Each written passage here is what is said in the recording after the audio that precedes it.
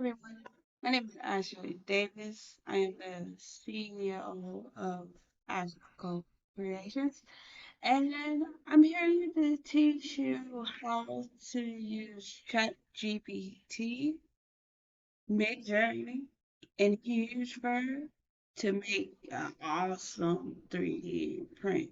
So let's get started. So I'm here in ChatGPT, and I'm going to say act as a expert graphic artist and create a prompt to say, oh no, let's say this, create a prompt for Midjourney and say create a butterfly that is very vibrant and the outlines of the butterfly is bold and black. So it just started with a little bit of prompt. So the one thing about Chat GPT is it's gonna give you this long thing. All right. So what I do is I go back in and say, hey, make this a one paragraph long. Oh, because all right. So now it gives us this. So it's going to say create a visually captive butterfly symbolizing a mid-journey transformation with a vibrant gradient filled wings bursting in a spectral warm of cool tints infused with intricate natural inspired patterns and evokes a sense of fantasy. And so on and so on. We can say, hey, make sure the background is in all black. So then it goes back and recreates the whole thing. All right. So, I mean, you can go through and kind of semi visualize what it's thinking, or you can just say, you can just copy it, then go to Midjourney. Now, I have my own server that has Midjourney attached to it. I did the $97 a year for Midjourney. I created a server to have all my examples in there because I didn't want to share it out to the public world. So what we're gonna do is then go to, we're gonna say imagine, and that's the first prompt you need to do. And then we're gonna paste in what we just did. And we're gonna wait for Midjourney to come up. Don't worry, I'll probably fast forward this through the edits and stuff. So right now we're just waiting on Midjourney. And one thing I love about Midjourney is like it shows the picture just developing, just developing. Hey, we're gonna create something, we're gonna create something.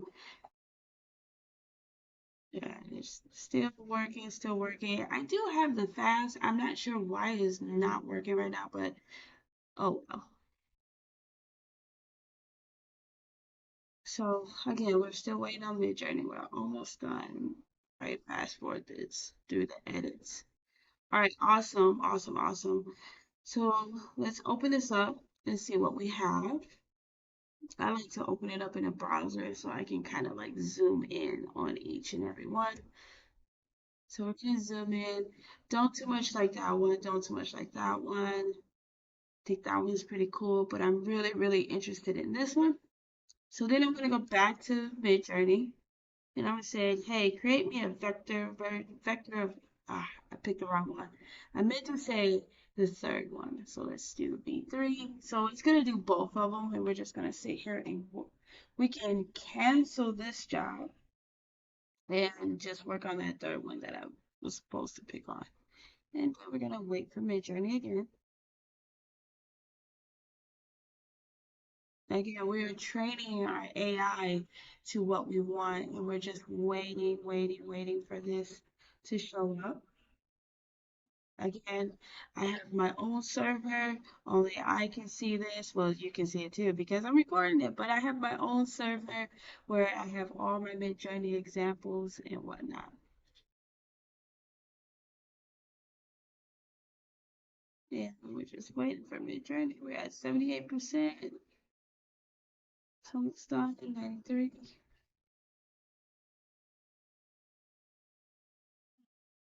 Stop.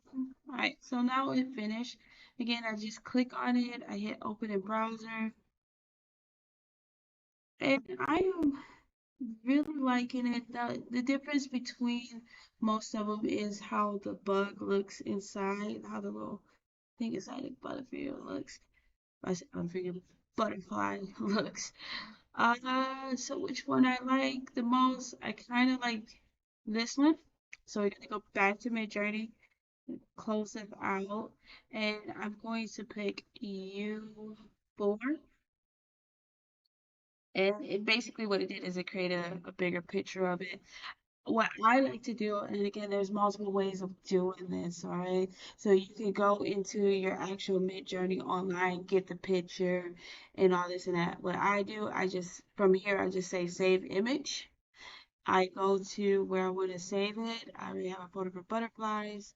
I'm going to create a new folder and say revamped or revamp butterfly design.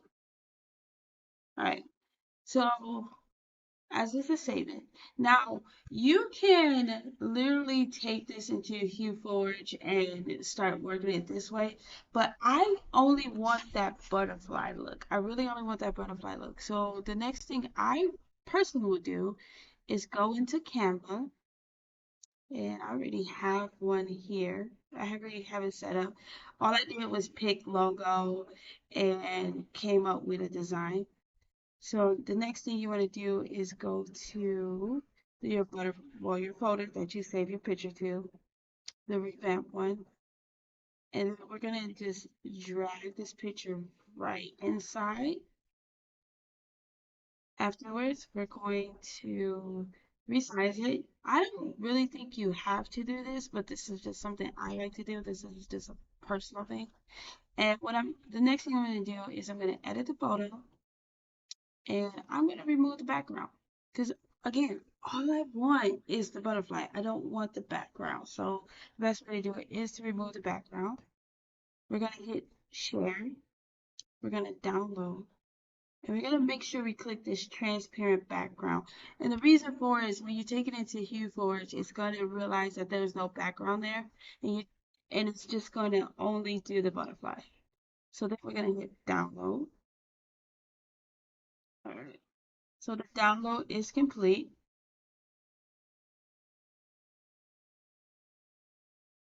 And we're gonna open it up. Open. Well, I want to show it in a folder. It's gonna go to my downloads.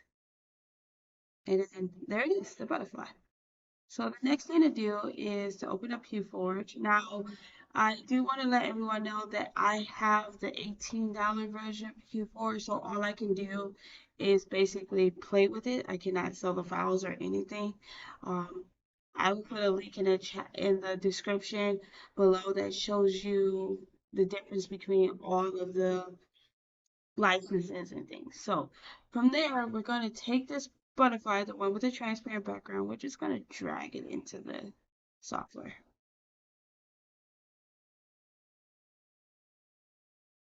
All right, so now it's in the software. And how you know you have a transparent and there's no background, you'll see this little checkerboard here. That tells me that the only thing that's going to 3D print is the butterfly. Now, I don't want this butterfly to be 200 millimeters. I'm actually going to scale it down to 150. And I always say no border. And then I also put is no negative either. So all that's off. We're gonna zoom in here a little bit. Now, one thing I would like to say is that you're not going to get these colors. And I'm not going to say you're not going to fully get those colors, but you're not going to get the picture to look exactly like this. And I do like how it gives you the color code of each one. So what we are going to do is we're going to print this and we're going to print it in, let's see what colors I have. I have black, gray, red, and blue. Let's do all these. Let's do all those colors. We got red, and I have sun blue as well. And these are preloaded files, so I really don't need to change it. I have this color gray there. Make sure it goes in there. And then we have black. We have, let's do some white. I always feel like white needs to be inside. And then let's see, where is the blue? There's the blue. We have this blue as well. So all you do is click on it and drag it down to the slider. All right, so if you like it the way it is right now, you're good to go. If not, then we got some work to do. I do want it to be 2 millimeters thick, uh, 2 millimeters thick, and the smallest it can go is 0.24. Uh, Up here, these are presets, and I will put a link in the chat to HueForge website where how I got these settings and whatnot. So now it's all about what your creativity, what your artistic can be. So we're gonna sit here and roll up the red a little bit, have it less gray. We want less black. The red just saturates it. So we're gonna bring the red down some more. Bring the red down a little bit more. Let's bring the blue down some more. A little bit more. So mostly blue. Let's add some red in there to kind of give it a purple taste. Now, look at this. It says that my red and my black is on the same level, and you cannot have that. So let's bring that down a little bit. Let's tone so the more gray I have, the more discolored. So let's bring the gray down. Let's bring the gray down a lot. And then we have white, so let's bring up some white. Give it a nice blue tone. I think I'm going to pull the red up just want it a little darker, and then pull the blue up, pull the blue down a little bit more, maybe black.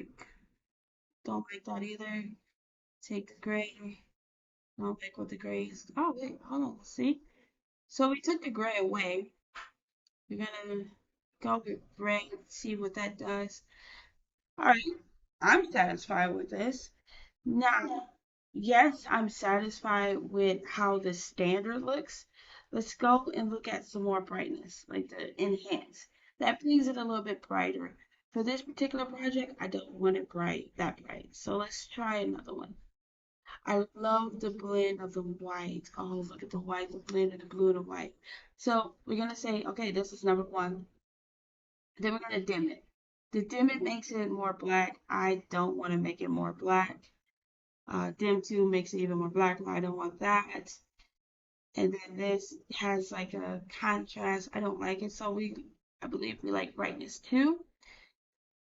We really did. So now my actual depth is 1.2. But remember I said I wanted it 2. So we might have to play with the sliders a little bit more to make it a little bit thicker. And the one thing I do like about this is like, okay, hey, I got more space or more thickness to deal with, so I can go ahead and play with it a little bit more and like, okay, what other thing can I do? Bring the black down, bring the gray up a little bit. I think I have way too much blue in there, way too much blue. So let's bring the blue down, throw a little bit more red. We'll bring that up. And I feel like I want more blue. I want more blue in there. So the blue's gonna take care of this. It's Bring it back up a little bit. I'm guessing according to this, I don't think it wants me to use the red at all, but we're gonna put some red in here. So let's play with it a little bit more. Let's keep going until we get something we like. In this particular aspect, we're just playing with the colors until we find something we like. Just something. Uh, let's see what happens when we put one more, maybe two more blue in there. Make it here a little bit more red, a little less black. All right. I think I'm gonna deal with this. I like this. One thing is like with this particular program, it's really good. Sometimes, ooh, see, just playing with it. I love that. It gives it like a little neon look. Sometimes just playing with the things gets you what you want. All right. So one thing I like to do is hit this subscribe button. And what this subscribe button is it tells you how to print this. It tells you, hey, you're going to be using white, you're going to be using black, then we're going to switch to gray, we're going to switch to blue, we're going to switch to red at the end. And it tells you your height, layer, and base. So the one thing so after I've come up with something I like to do, what I like what I'm going to do is hit save project as. And I just love to save the project because it gives me all the information into one. I believe if you just export you can just export the STL file and then again hit that describe button and do your changes that way. For me, I like to have the project all the way done it into a folder and then I upload it to like a server. So if I ever wanted to revisit this project again, this exact project again, I don't have to attempt to go back in and recreate it. Everything is right there. So saving everything is the best, along with naming things is the best thing to do. So we're gonna say butterfly design one, and then we're gonna hit save. Right? So now everything is saved in that folder. We're going to bring up that folder and you see all your information comes in. So everyone that you see, they have a bamboo lab, they have the AFS. Unfortunately, Ashley doesn't have that. I have a Creality Ender V2, Ender 3 V2. I got it at Micro Center for a decent price. Yeah, I'm gonna have to manually change these colors, but it's the beauty of it. It's the beauty of it. So the next step is to bring up the the next step is to bring the STL file inside, and depending on your computer processor, it's gonna either take a while or not. Now, remember how I said I only wanted to print the the butterfly, but all this came in. Don't worry about it. It threw me for a loop when I first got it. So I want my infill to be at 100%, and we're gonna slice. We're just gonna slice it for right now. Just slice it. Meanwhile, while it is slicing, we're gonna bring up text the text file where it tells us how to print the program, how to print this. So let's bring it down here, and we're still gonna wait for it to slice. Again, this depends on your process. This thing takes a very, very long time to slice. It only takes a long time to slice the first time. That's it. Afterwards, it's pretty easy and whatnot. So let's wait for this to slice. Probably speed through this once. Yeah, we're gonna speed through this in the edit video. So just wait for the slicer to go. Meanwhile, make sure you go follow, make sure you like, subscribe, and click like, subscribe. There are going to be more videos on how to use this HueForge program as I evolve. We're going to evolve together. The purpose of this YouTube channel is that we're going to evolve with the software together, learn new tips and tricks, putting that information out there. Um, Now, I am part of the private Discord, and the only way to get a part of it is if you go buy the software. So, you know, make a little investment. Just the $18 just to play with. I mean, it's well worth it. And once you get a feel for it, then upgrade to the next level. Well, and if you're running a business, upgrade to the lifetime. The lifetime is well worth it. After I get a little bit more familiar with this, I'm gonna upgrade to the lifetime. I love having that lifetime thing. But again, make sure you subscribe, and comment at the bottom. I will have more information available for you here soon. I'm going to zoom past this once it gets going. So we're at 45. Yeah, 65. So